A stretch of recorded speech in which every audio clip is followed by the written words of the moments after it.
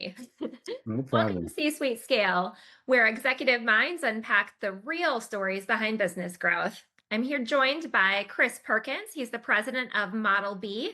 Welcome, Chris. How are you doing today? Brenda, I'm doing great. Thanks for having me.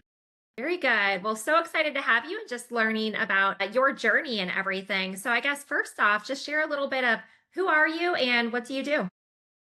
So I lead a growth marketing consultancy called Model B, and I've spent an enormous number of years dating myself in the marketing services world, mostly in agencies, but I've also been on client side. Okay, very good. So if you've been on both sides of it, you probably know the market pretty well. Are you mainly in the cybersecurity space as well? I've worked across virtually every consumer and business category in my span, because leading agencies, I get involved in all of our accounts, both with Model B and other agencies that I've worked for. But definitely Model B, we're pretty active in both cybersecurity and high tech. Mhm. So we lots of experience in that realm. Yeah, sounds good. Which side do you like working the most? You said you've been on both sides of things. The thing is, I like a good puzzle. So part of what I like about being in the agency world is that you get to have a very diverse range of clients. And so mentally, it's a more engaging and interesting set of problems to try and figure out. But when I've been on the client side, I've always enjoyed the early stages of it. But once you kind of crack the core strategy and really are about scaling it and kind of exerting the same premise over time, it's a little bit too rinse and repeat for me. On the agency side, I get to, in one call, I might be thinking about how CISOs are preparing for the quantum era. And the next call, I'm talking to a trade association about accessible medicines. So it's very diverse. It stretches the mind, keeps you agile. Yeah, no, absolutely. And then being on the client side, I guess what's the most valuable thing that you learned on the client side that has really helped you on the agency side of things? I think the biggest thing is that the actual stuff that agencies are involved in it's a very small percentage of the stuff that a senior marketer is focused on. So you're touching so many more things that are beyond the advertising, beyond the kind of remit of an agency. Even with a really deeply ingrained and close partnership, you're still dealing with product issues and operational issues and investor issues and issues, lots and lots of Yeah. issues. So uh, I think it's important for agencies to recognize that the marketing clients that we work with have, it's 10%, maybe 15% of their focus is the stuff the agencies are doing. Yeah. Yeah. Well, you mentioned a lot of issues there. So let's dive into that a little bit and spend some time. I mean, that's really what we're here for is to learn about businesses scaling and growing. And it's inevitable as you're growing a business, there's going to be issues that pop up. It's part of the growing pains. So, I mean, kind of talk to me about how you navigate through some of those yourself. Well, I mean, that's a big open range of things I could touch on. So I'll touch on one. One of the things that I think is true for both agencies and for marketers, we're obsessed with KPIs, right? Interestingly, when I ask most client organizations what KPIs are the things that the customers they value most care about, they don't really track those. Really? Think Okay. about it. It's what they care about is transactions like Yeah. sales, sales volume. Does a customer care that you completed the basket and checked out okay? Yeah. Yes, they care about how much friction's there, but most of the time, the details of the KPIs that client side or agencies focus on are, completion rates or average order value or lifetime value. I don't, as a consumer, I don't care how much, I mean, I do care, but I don't think about how much money you make off of me. And yet that's what companies care about. And I think if we stopped and thought about it from a consumer's perspective more, we would see that there's value in looking at it differently. I mean, that's not to say we don't care about the commercial value. That's always going to be important. But if we prioritize bringing value to consumers and taking friction out of the equation, and giving them ways to feel really good about the experiences and every touch point, Mhm. those are the KPIs that will actually pay dividends over long term. Yeah. Yeah. I love what you're saying, and it really just, like you said, comes down to knowing your customer That's and right. then tailoring everything around your customer, which can help businesses scale and grow. So, I guess let's dive into that topic just a little bit more, if you don't mind, because I mean that's really just sales 101. And some people just they get it and they focus all their time and attention on the customer, and then others miss the mark. And so, talk to me a little bit about how you're able to just focus and on the customer and their journey to go ahead and help your business scale.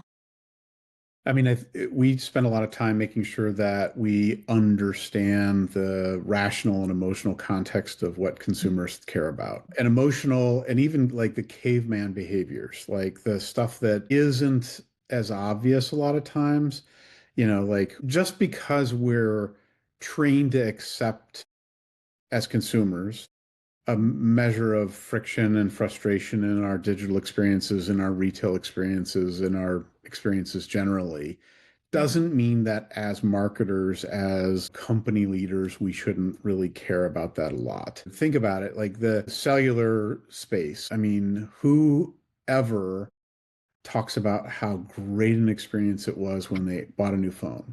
Like nobody. Like, or I just upgraded my plan. It was so seamless and wonderful. Nobody talks about that. Yeah. And yet, imagine if somebody created that better experience. The amount of positive sentiment that would occur, it would be a flood. Like, honestly, they wouldn't know what to do.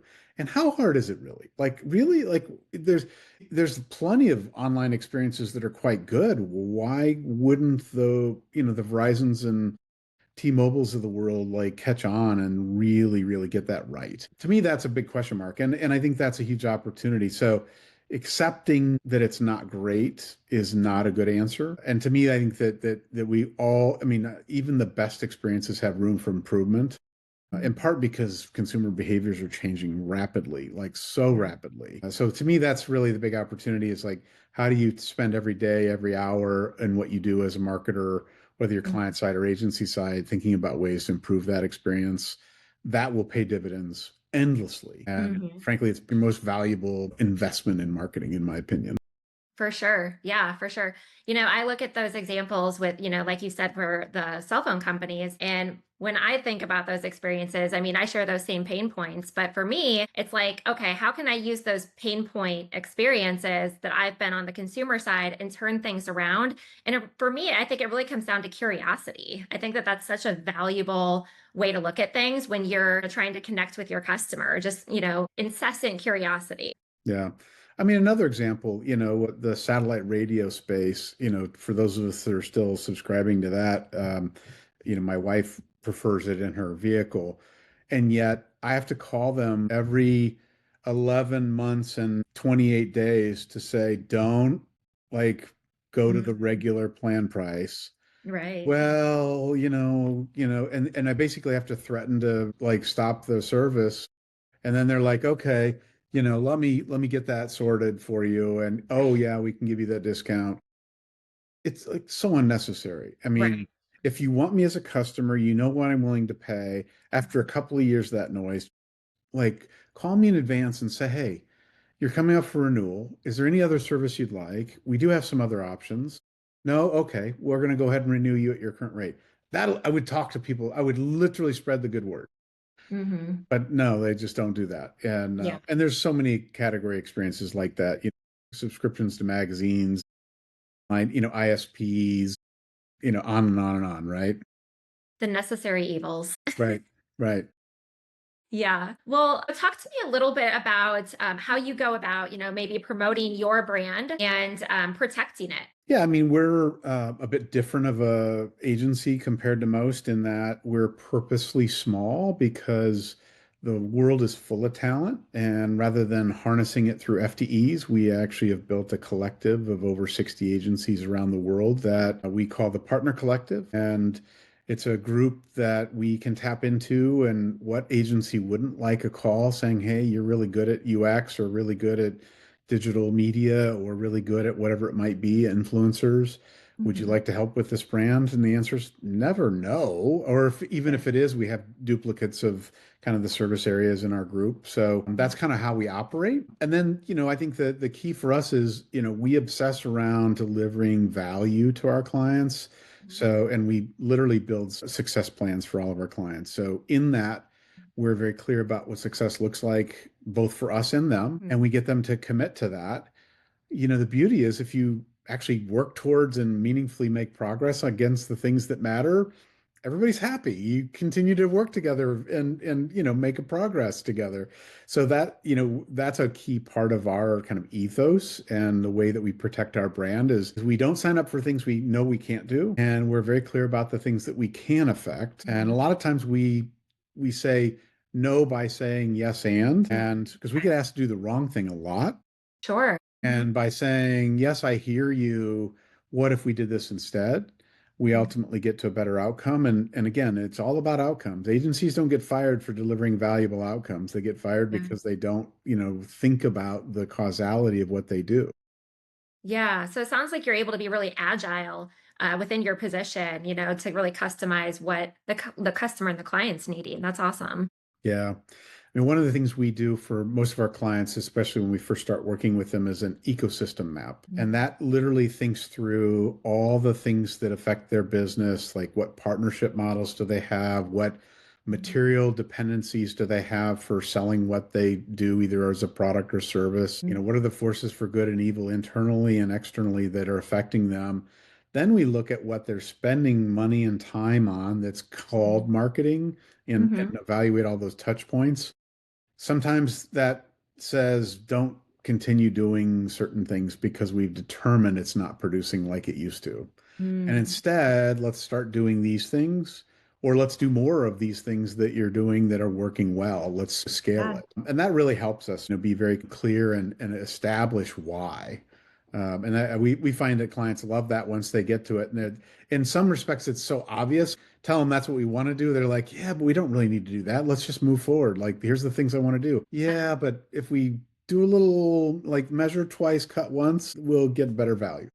Yeah. Yeah. It sounds like you're really guiding them in a great, really strong way too. So that's awesome. Well, I mean, we get paid to lead based on our strength and ability, not just do, because honestly, there with 100,000 plus agencies out there, there's lots that just do and get asked to do and just do. Yeah. I mean, certainly we do things, but we want to understand why. And by understanding why and making sure that it's going to deliver value, we can make sure that everybody's happy when we're done, that it's actually delivered something that's got long-term value or specific value of understandable nature. Again, you don't get fired for doing something of value, and that's the key to a business just generally. Yeah. 1000%. I couldn't agree more. Do you have like a team that works under you then that you coach these same principles to? Yeah, we've got a 12-person team, and they're a mixture of account folks and creative, and also really skilled at tapping and working with our outside partners in the collective. Mhm. Again, a lot of times when we're working on a website, we'll do the design and UX, or sometimes when it's really complex, we'll pull in a UX partner, Mhm. and managing that's really essential. So yes, we have a really solid team that's really great at working together. Again, we're always capable of doing more because of the collective and Mhm. scaling up or down or having really what we call superpower based kind of resources at, on a on-call basis. And we never white label them because honestly, their superpowers deserve the brand that they have, and they've worked hard to earn their credentials, and we want to honor that. So again, that's kind of how we work to really deliver, thinking at scale and agility and ultimately modernity because the stuff that I mean, I was talking to somebody earlier today about subreddit and Discord, and do lots of agencies do stuff there? Yeah, but a lot of them also don't because they just Yeah. haven't got there yet. They're still back on Meta and the obvious five, and the world is very different today and changing at a rapid pace. So you need to be ready for that. Yeah, it's interesting you bring that up because I learned about the Discord app probably about 6 or 7 months ago, and it's very unique. There's definitely a lot more resources out there, as you're mentioning, than the specific, just Meta or other similar types of companies. So I guess just in your tech space and everything, like how are you also using those new modalities to help you grow, and also even implementing AI into that? I'm sure that's a big part of your growth.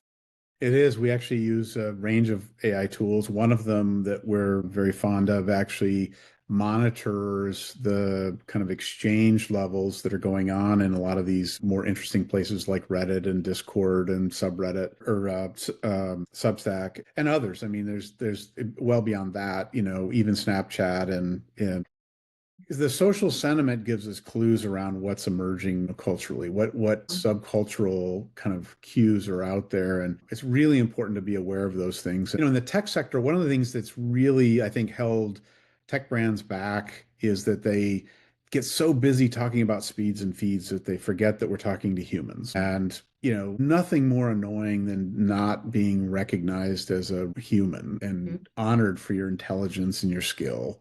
And mhm, so by understanding the common syntax and semiotics of the conversations that these folks are having, we can really be like conversant with them and understanding the things that are keeping up at night, but also the things that are really getting them excited. And mhm, so we use an AI tool that does that and does it exceedingly well, and we can get into really specific corners of the mhm, world where they're really puzzling on things that are important to them. And then we can reflect that in the communications and even the sales messaging. How can sales people be less about trying to just close and really be about problem solving in partnership with the potential customer? So those are the mhm. kinds of things we do. That's really fascinating. And so you use one AI tool to gather all this information. So then you can go ahead and leverage that information on what's going on in the market to be able to kind of like curate your own message outward.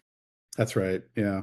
Yeah. I mean, AI, we use it for researching lots of things, for generating first generation or first round or draft personas and ICP maps, a day in the life of, just really understanding how, people behave from when they wake up and get going to when they go to bed. It's really essential to understand that and think about, their device mix. I mean, we're all attached to these mobile devices so much more so than ever. Yeah. And really being aware of that and understanding how we can add value there for brands and be a part of the conversation at the right level in the right place. Those are the kinds of things AI is really good at understanding.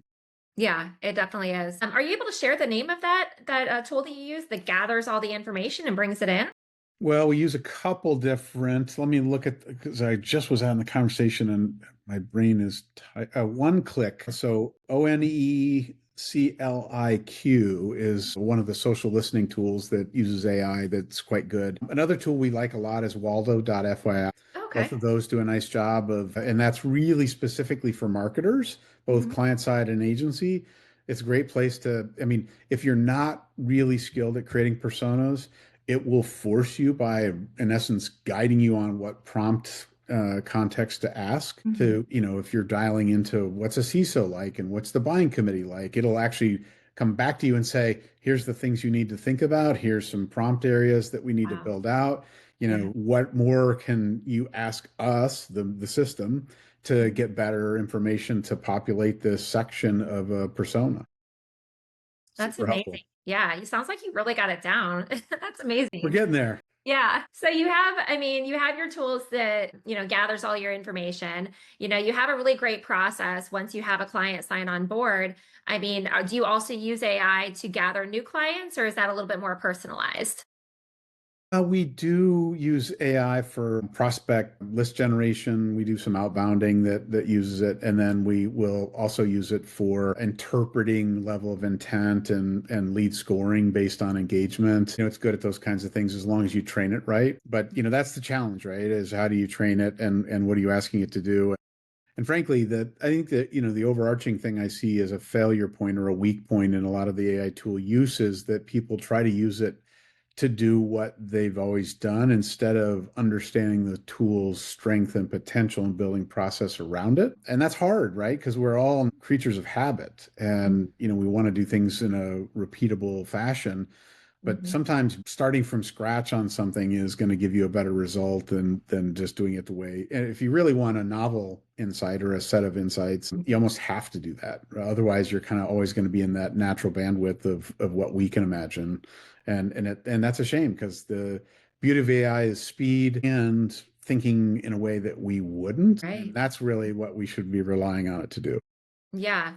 That is such valuable insight. Now, you sounds like you're just very successful. Can you share with me like what you consider your most successful thing that you're proud of? Well, my aside from my successful children, Yeah, there you go. in partnership in a 25-year plus marriage, in the marketing realm, for me, I've always been insanely curious and, to be, I'm 60, almost 61 and still working in a meaningful way in this industry. There's a lot of people that frankly just haven't been able to keep up with the pace of change and the compression in the way that we're expected to do things, so much more rapidly and with fewer people and still have a X response or impact. I think just the fact that I found what I love to do and been able to do it for 30 plus years and continue to find joy in it, to me is the ultimate success. Beyond that, I've had some really great moments in time in my career. I was the first CMO for the United States and as the creation of Brand USA and inviting the world here to spend their hard-earned money on experiences in the United States, which are fantastic. That was an amazing experience. I've had lots of great things, so I won't create a list. Feel very lucky to have had great experiences and worked with some amazing people and Yeah. teams across the years. I guess what are you seeing as far as the biggest challenge that companies are going to encounter with growth moving forward? Well, I think, AI is going to change everything in many, many ways. And I think there'll be failures because of the reliance on it. I view the biggest failure point of AI will be the common use in a common way, and Mm. so it'll be a rush to the middle. I call it the Canva effect or the clip art effect.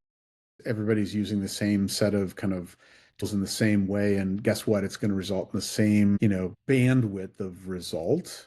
And Yeah. so I think the question becomes for us as marketers and as humans is how do we because AI is in everything. I mean, it's literally in everything. It's in our lawnmowers now, it's in our cars, it's in everything. And it's going to continue to be the case. How do we allow our unique humanity to continue to exert itself in a really compelling way? And how do we acknowledge what we do is strongest when it continues to have that humanity present in Mhm. everything we do? And how do we keep it from being so AI heavy that it is really AI first instead of human first? And then how do we get paid well for that? Those are all the angles at the macro level that I think that we have to puzzle and kind of solve for. Yeah. I think you nailed it. It's a combination of, making sure that you're doing everything you can do to learn yourself, but then also practice it through trial and error, what's working, what's not working. Exactly. Very good. Well, I guess, why don't you just kind of share with me one last thing? If you can leave our audience with one last piece of information, to advice to grow their businesses to make them successful. Would it be what you just said, or is there anything else? Well, I think that the macro thing I can say is always put your customers first. Obsess around how to provide value to whoever they are. And if you can provide value that's enduring and recognizable, then you won't be commoditized, you won't be squeezed out. There'll always be a place for you. If you instead do what so many do, which is focus on lower funnel, grind it out, sausage making stuff, you'll be a commodity and you'll be squeezed. And somebody will disintermediate you or affect you from a marketplace perspective. And if you provide meaningful value, you're going to have a defensible position to stay in. And that's going to require you to change things on a regular basis to keep up. But Mhm. if you think customer first, you'll always win. I love that. Well, thank you so much. And I guess where can people reach out to you if they want to get in contact with you or learn more about Model B? Yeah, I'm on certainly go to modelb.com. That's the easy play, and you can find me there, but also on LinkedIn. My full name is Christopher, and I, for many years and with close friends, actually go by Topher, the last half of Christopher. So if Mhm. you go to LinkedIn and look for Chris Perkins and then find the one that actually says Topher Perkins in the URL, you'll find me. Very good. Well, thank you so much for joining our show today. And hopefully, you have a really great and successful run with your business as you continue to grow and scale. Thanks, Brenda. Appreciate it. Take Yes, care. thank you.